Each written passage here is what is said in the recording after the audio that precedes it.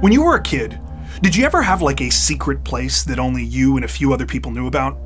Maybe it was your favorite spot in the woods, or a hideout that you and your friends made, or even a local abandoned building that most people were too afraid to go inside. Well, today's story features one of these kinds of places, one that in the summer of 2011 would turn out to be of extraordinary significance to a group of investigators in Missouri. At the time, police were investigating a mysterious double disappearance case, and they were in desperate need of a lead that would help to move the case forward. Though detectives were frustrated, that would change as soon as they learned about this location. What they would find there would be incredibly disturbing, but it would also start to explain everything else that they had encountered up until that point.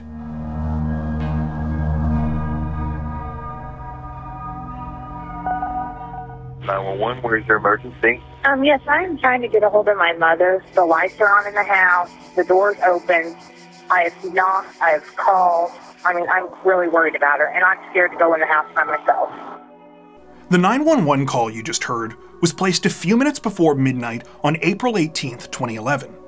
It was made by a 26-year-old woman named Jessica Bullock, who had contacted authorities in Greene County, Missouri, after she was unable to reach her mother, 46-year-old Rebecca "Becky" Porter.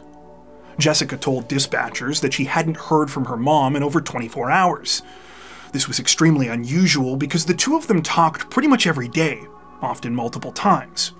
At first, Jessica said she was worried because she knew her mother hadn't been feeling well the last couple of days. In fact, she had been trying to convince her to go to the hospital, but Becky had been putting it off. The last time they spoke, April 17th, Becky said that she would see how she felt in the morning.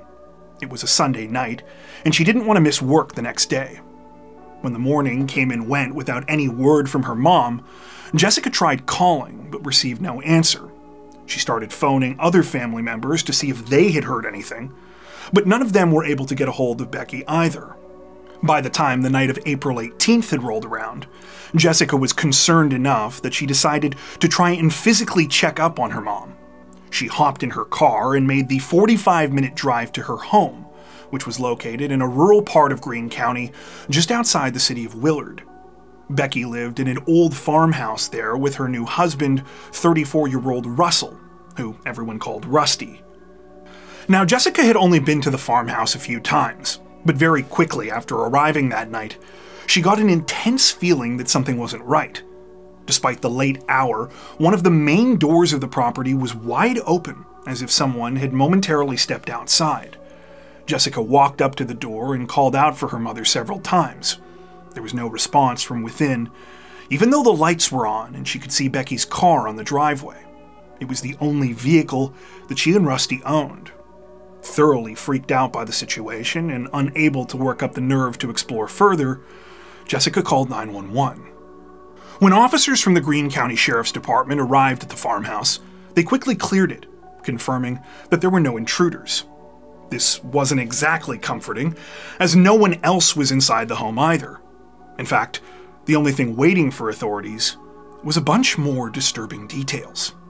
Things began as soon as the officers stepped inside, and they were hit by the powerful and unmistakable odor of bleach. The smell was particularly strong in the kitchen, where it appeared that puddles of it had been splashed on the floor. However, the only bottle under the sink was completely full. In a room that looked like it was being used as an office, police found more signs of strange activity. A mess of tangled wires had been haphazardly scattered around. They were underneath a monitor that was no longer connected to a computer, and which seemed to have been hastily tossed onto the carpet. Similarly concerning discoveries were soon made in the master bedroom. The place was in a complete state of disarray, with pillows, blankets, and other items thrown onto the floor. Among these were Becky's cell phone and her purse. The mattress of the bed was also slightly askew on the box spring, as if someone had gotten up in a hurry. As hours went by that morning and the sun came up, two final clues would be revealed. Together, they were arguably the most disturbing pieces of evidence that authorities had encountered so far. The reason? They were the most alarming signs yet that the Porters had not been alone at the time of their disappearances.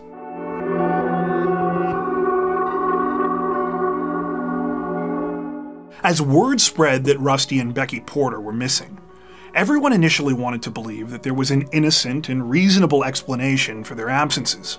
However, the more time that passed, the harder it became to believe that they had simply gone somewhere of their own accord, especially as investigators continued to find things at their house that seemed to contradict this. In addition to Becky's cell phone and purse, which contained her cash, credit cards, and ID, detectives found prescription drugs belonging to Rusty on his bedside table. These were pills and medications that he was supposed to take daily following a cancer treatment, and it wasn't something that he would have left behind if he was planning on being away from the house for more than a few hours. There was also the question of how the couple could have even left the house in the first place.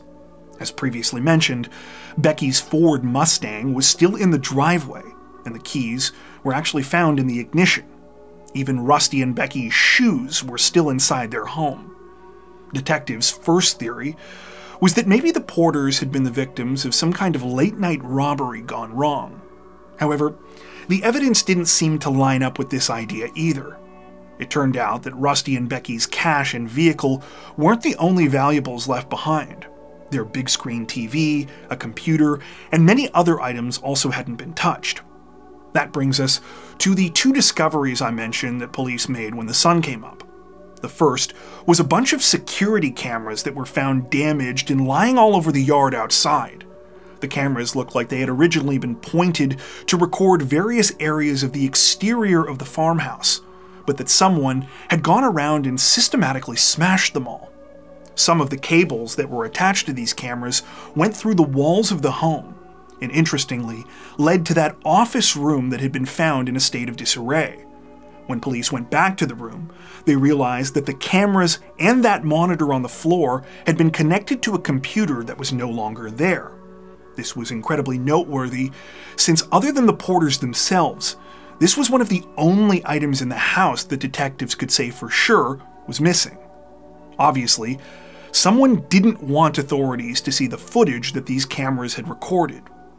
The second discovery was equally as important and unnerving. In the kitchen, detectives had previously noticed that one of the windows was open. However, it wasn't until they saw something flapping in the morning breeze that they realized that the screen on this window had actually been cut. Taking this in combination with the puddles of bleach they found earlier, police came to a startling conclusion. Someone had likely used this window to get into the Porter's house. The bleach might have been used in an attempt to destroy fingerprints and DNA evidence. Following these two discoveries, police were convinced that they were dealing with a serious crime. The question was, who would want to harm Rusty and Becky? For answers, police turned to the people that knew the Porters best, their friends and family. They started with Rusty's mother, Kay, who lived in a small home located just behind the main farmhouse. Kay told investigators that the last time she heard from her son was on the night of April 17th, the same evening that Jessica had also last spoken to Becky. Rusty had swung by his mom's place for a short visit, as well as to pick up some ibuprofen, since Becky wasn't feeling well. Kay said that there wasn't anything out of the ordinary about their conversation, and that Rusty was acting completely normal. Unfortunately, she hadn't heard anything else that evening that might be able to help detectives, though she was able to narrow the timeline a little further. When she woke up the next morning, Kay said Becky's car was still in the driveway, which she thought was unusual. Normally, Becky left pretty early in the morning for work, getting in her car no later than 7:30. At the time, Kay told herself that maybe Becky stayed home from work because she was sick. Now, however, she was pretty sure that her son and his wife were already gone by the morning of the 18th. The only other neighbor of the Porters within reasonable walking distance was Kay's brother, Robert Campbell. Robert also lived on the 120-acre farm property, which had originally been owned by he and Kay's parents. However, police would have to wait to speak with Robert. He was a long-haul trucker and at the time had been on his way to Texas with his wife Carolyn. In the meantime, detectives asked the family about Rusty and Becky's relationship. Were there any problems that they knew about? Was there anyone with a grudge against them? For Kay, one person immediately came to mind: Becky's ex-husband. Before she met Rusty, Becky had been married for 26 years to a church pastor. Those who were close to her said that the divorce between them had been ugly. Specifically, there had been a long and drawn-out legal battle over who would get to keep a restaurant that they owned together. Detectives interviewed Becky's ex-husband, but it quickly became clear that he had nothing to do with her or Rusty's disappearances. He had a solid alibi covering the time when the couple went missing, and he also seemed genuinely devastated to hear that something might have happened to Becky. With the ex-husband ruled out, authorities began to probe a little deeper into Rusty and Becky's personal lives. It wasn't long before they found something that they thought might be of interest. Inside the couple's home, detectives found letters written by Becky to Rusty. In them, Becky was expressing a lot of frustration, saying that she was fed up with the way things were going. When police asked her daughter, Jessica, about this, she said that recently her mother had confided in her that she and Rusty had been arguing a lot. Though Rusty and Becky had been married for a little under a year at the time they went missing, not everyone had been convinced that they should be together. According to one source we came across, some people were put off by the 12-year age gap between them, and Jessica and her brother hadn't attended the wedding. However, Rusty's family had a very different interpretation of the relationship. They said that they had never seen Rusty happier than when he was with Becky, and that she had pulled him out of a really dark place. As a side note here, I should mention that a lot of the sources we came across in our research stated that Rusty had struggled with drugs and alcohol before meeting Becky, though unfortunately, pretty much all of these sources were vague when it came to details about his life. The most comprehensive account we could find was in an online obituary, which noted that Rusty suffered some injuries in the mid-2000s while working as a mechanic in professional car racing. It seems that these injuries ended his career, so it's possible that this is when he started to struggle with addiction. Take that with a grain of salt, though, as we're just kind of reading between the lines here and weren't actually able to confirm this. Anyway, what does seem to be true is that when Becky came into Rusty's life, things got a whole lot better. Pretty much every statement given by one of his family members mentions at some point that he seemed extremely in love with Becky, and that she was the reason he turned his life around. Now you might be saying to yourself, if Rusty and Becky were so happy then, what was the deal with those letters that police found? Well, according to Rusty's siblings, the tension between the couple wasn't necessarily about their relationship. It was about an ongoing situation that they were having with another member of the family.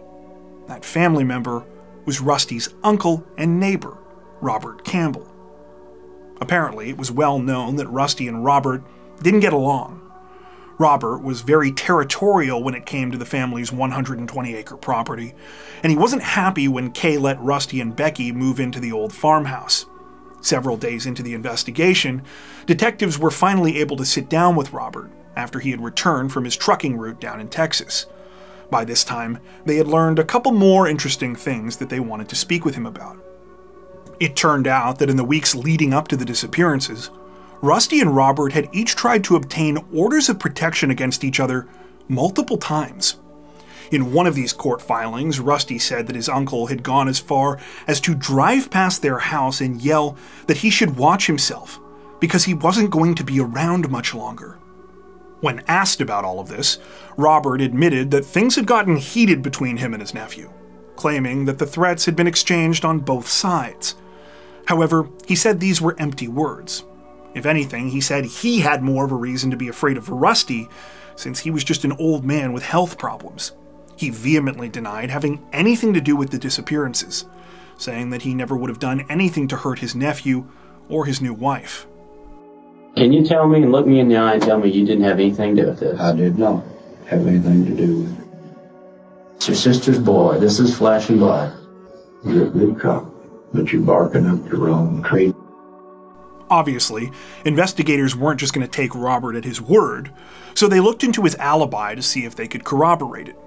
Everything they found lined up with him being on a long-haul trucking route to Texas, including detailed cell phone data that showed both him and his wife going on the journey. At this point, things were looking pretty bad for detectives.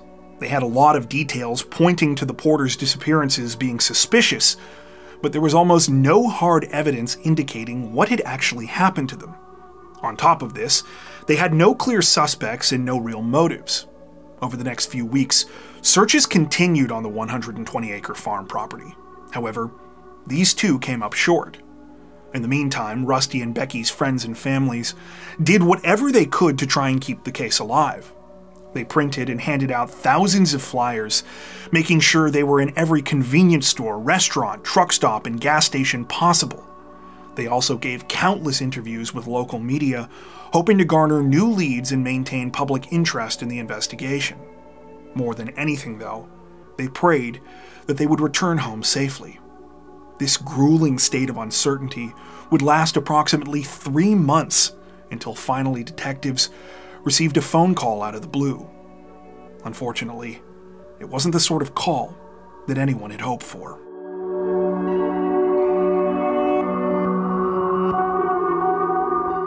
In July of 2011, investigators with the Greene County Sheriff's Department were notified about a potential lead in the Rusty and Becky Porter case. It had come from an inmate at the local county jail who said that they had information that might be of interest. The details were nothing short of chilling. The inmate told authorities that one night shortly before he was arrested, he had been hanging out at a bar when he was approached by a man named Tony Friend. The pair struck up a conversation, during which Tony began to brag about a bunch of crimes he said he had committed. Among them, he claimed, were the murders of a local couple, Rusty and Becky Porter. Well, technically, Tony didn't say that he killed them exactly. He opted for a more coded phrase. He said that he had taken away their birthdays.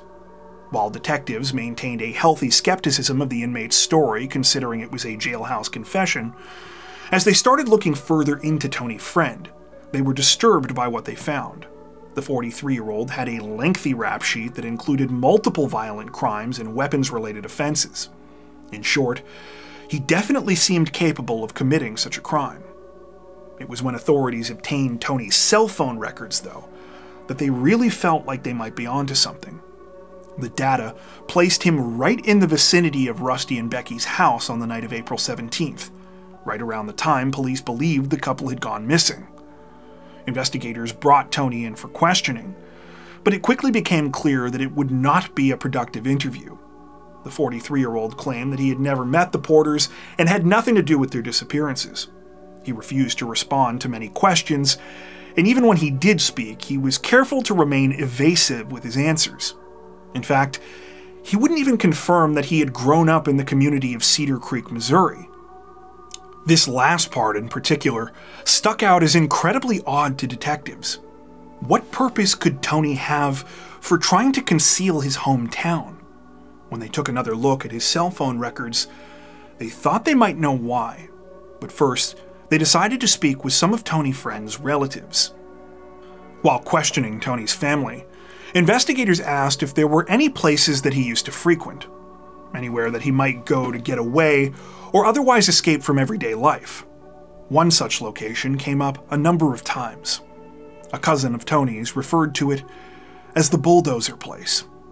The cousin told detectives that the Bulldozer Place was a spot where she, Tony, and a bunch of their other family members used to play when they were kids. It was in a dense, wooded area in Taney County near Cedar Creek, one that was difficult to get to by vehicle. You could drive as far as a large open field right before the location, but you had to travel the rest of the way on foot. The cousin said that the family had called it the Bulldozer Place because of the old disabled bulldozer that had been dumped there. Next to that were some extremely dilapidated cabins that had long since been abandoned. There was one cabin in particular where she said she knew Tony used to hang out a lot. You could tell which one it was because there was also a large boat lying nearby. This was exactly the kind of information detectives were hoping for. You see, when they had taken that second look at Tony's cell phone records, they noticed that after leaving the area around the Porter's house on April 17th, he had traveled about 80 miles south. They knew that he had been somewhere around Cedar Creek, but they weren't quite sure where. Now, police finally had a specific place to look. On July 21st, investigators headed out to the Bulldozer Place, along with their counterparts from the Taney County Sheriff's Office. They went to that specific broken-down cabin that Tony's cousin had mentioned, and disturbingly, as soon as they got within a few yards of it, they could smell the unmistakably foul odor of decomposition. In the center of the cabin, there was a large pile of debris, and when detectives cleared it, they revealed a hole in the wooden floor. Inside were the bodies of two people. They were still dressed in what appeared to be pajamas, and an autopsy revealed that each of them had died from a single-contact gunshot wound to the right temple. Because of the level of decomposition, investigators needed to use DNA and dental records to make a positive identification. But soon, everyone's worst fears were confirmed. These were the bodies of Rusty and Becky Porter. More blood evidence at the scene showed that they had been killed at the location where their remains were discovered. For the couple's families, the news was understandably devastating. Of course, they had been aware that something like this could be coming, but to have it be confirmed was still an incredibly difficult thing to process, especially since there was still no indication as to why any of this had happened in the first place. Investigators also weren't exactly sure what to make of the situation. However, they did have one more thing left to try that might help them to find the answers that they were looking for.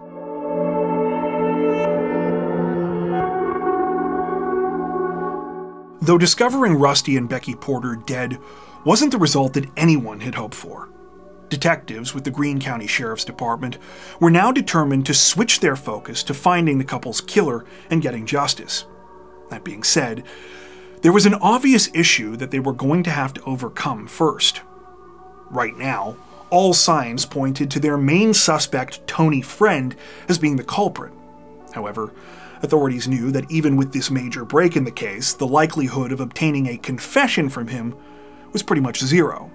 Tony was a hardened criminal, and their last interview with him had demonstrated that he wasn't going to crack under the pressure of an interrogation. Luckily for investigators, there was someone else who just might. You see, when police had taken that second deep dive into the cell phone records, they hadn't just limited their search to Tony. They were also looking at people he had been in contact with, including a number of his family members. And according to the data, there were 3 people who had followed an almost identical path to Tony on the night of April 17th. His wife, Wendy Friend, his nephew, Dusty Hicks, and his son, Philip Friend. Philip was only 26 years old, and detectives felt that he was the one with the most to lose. After kind of feeling him out in an initial interview where he denied any involvement, they decided to move ahead with murder charges against him. Almost immediately afterwards, Philip said that he was ready to talk. Philip said that a few days before the crime, his dad had come to him about a job. He said it paid $100,000 in exchange for taking 2 birthdays. My dad came to me a week before their disappearance, told me he had this job. It was $100,000 for 2 birthdays. Okay, and what does taking birthdays mean to That you? means killing them. On the night of April 17th, Philip said his dad, Wendy, and Dusty got into their truck and drove to the Porter's property. Wendy waited in the vehicle while the rest of them put on ski masks and gloves and started creeping up towards the farmhouse. Initially, they had struggled to find a way inside, but after a while, Dusty noticed that the kitchen window had been left slightly open. They pulled it the rest of the way, cut the screen, and then Tony and Philip lifted him so he could climb through. Once inside, he opened the back door so that they could get in as well. The 3 of them then walked to the master bedroom, where they ambushed Rusty and Becky in their sleep. My dad helped him get into the kitchen. He unlocked the back door. My dad walked in, I walked in. My dad flipped on the light to their bedroom. They jumped out of bed. My dad and Dusty were holding guns at him. He was scared. Said, "Shut up or I'll shoot you." While holding the couple at gunpoint, Philip said that they destroyed the security cameras and stole the computer it was recording to, so that there wouldn't be any footage to find. They splashed bleach all over the kitchen in an attempt to cover any forensic evidence that they might have left behind. Prior to breaking in, they had also duct taped around the wrists and ankles of their clothing to prevent any stray hair fibers from falling. Once all of this was done, Philip explained that they had marched Rusty and Becky out to the truck. Their hands were zip-tied, and they were forced to get inside. Philip said that they were completely terrified, and that they were begging for their lives and kept pleading to know who they were and what was going on. What'd they say? Why are you doing this? Who are you? Please don't kill us. Kept saying that over and over. Philip said that they drove Wendy home, then continued on to a rural and wooded area in Taney County that detectives now knew was the Bulldozer Place. After parking in the field right before the forest, Tony got out and told Philip and Dusty to wait. He then forced Rusty and Becky out as well. With a gun to their backs, and with nothing on but their pajamas, Tony had forced the couple to walk off barefoot into the darkness. Philip said that he and Dusty sat there for about 10 minutes before they heard what was unmistakably a gunshot. Another 10 minutes passed, at which point they heard a second shot. Philip said that it wasn't until he saw his dad return from the woods alone that the magnitude of what they had just done truly started to sink in. Of course, as you may have noticed, there was one piece of the puzzle noticeably absent from Philip's story. Who had offered them the $100,000 to kill the Porters in the first place? Philip said that was easy. It was Rusty's uncle, Robert Campbell, and Robert's wife, Carolyn. Did your dad tell you who had asked him to do this job? Robert and Robert's wife, my dad's sister. It turned out that Robert Campbell had been behind the plot to kill the Porters all along. While authorities already knew that he had been angry about the farmhouse and land that Rusty had inherited, there was actually a second motive as well. Robert had been running a criminal operation out of his property, one that mainly involved the sale of stolen equipment. Rusty and Becky had been extremely concerned about this illegal enterprise and had been making a lot of noise about it prior to their disappearances. In fact, this was a large part of what Becky had been referring to in those notes to Rusty that detectives found in the house. She was scared about the shady people who were hanging around. This was also the reason that Rusty had put up all those surveillance cameras.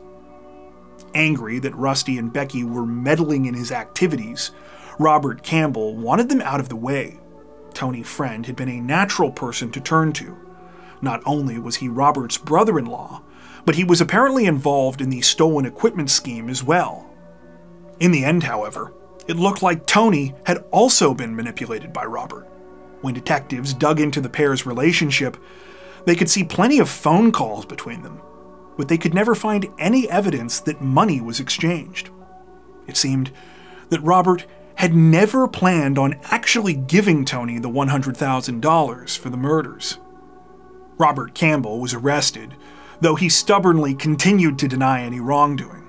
He stuck to his alibi, saying that he wasn't anywhere near the crime scene when the kidnappings and murders took place. I swear on the Bible, I had nothing to do with that deal. I have nothing to hide.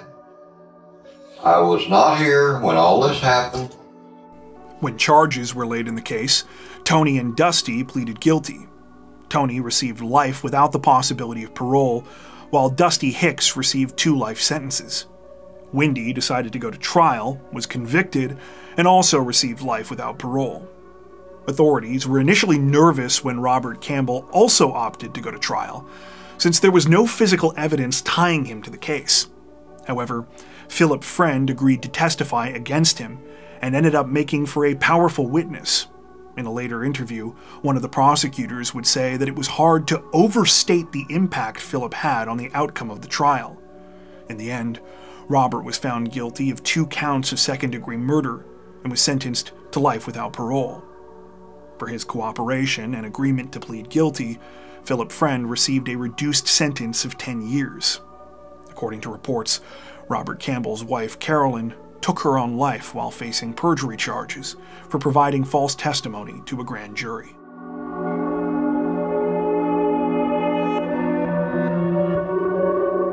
Throughout the entire process of researching and writing for this video, there's been something that my mind keeps returning to.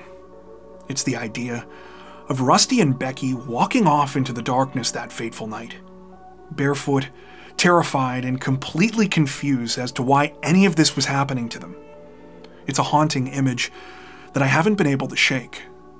The fact that these were their final moments is almost too heartbreaking to imagine, especially when there was clearly so much life ahead of them. Decades worth of love, happiness, and memories that they'll never get to share together, all because of the grudge of one incredibly petty and evil individual. For the families, I can't even imagine how painful this was to go through, particularly for Kay, who not only lost her son, but was forced to reckon with the fact that her own brother was the reason why. Usually with these stories, I try to find some kind of nugget of optimism, something to latch on to that doesn't necessarily make things better, but that maybe provides some semblance of meaning or hope for the future. I've got to say though, in this case I've got nothing. Instead, the best I can do is offer my condolences to the many victims of this awful and senseless tragedy.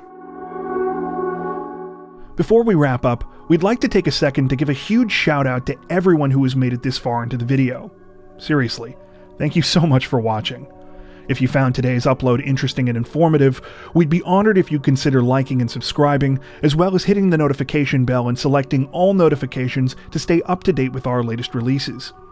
If you're looking for additional ways to help support the channel, we'd love to have you join us over on Patreon. Patrons get ad-free and early access to all of our content, as well as 4 additional stories per week for each of our Crimes of the Week and Crimes of the Week International videos. You can learn more at patreon.com/crimezone, where you'll also find some of the fine folks whose names are currently on screen. All that being said, we understand that not everyone has the means to support financially, and that's totally okay. We appreciate every like, sub, share, and comment that you send our way. Once again, thanks so much everyone, and take care.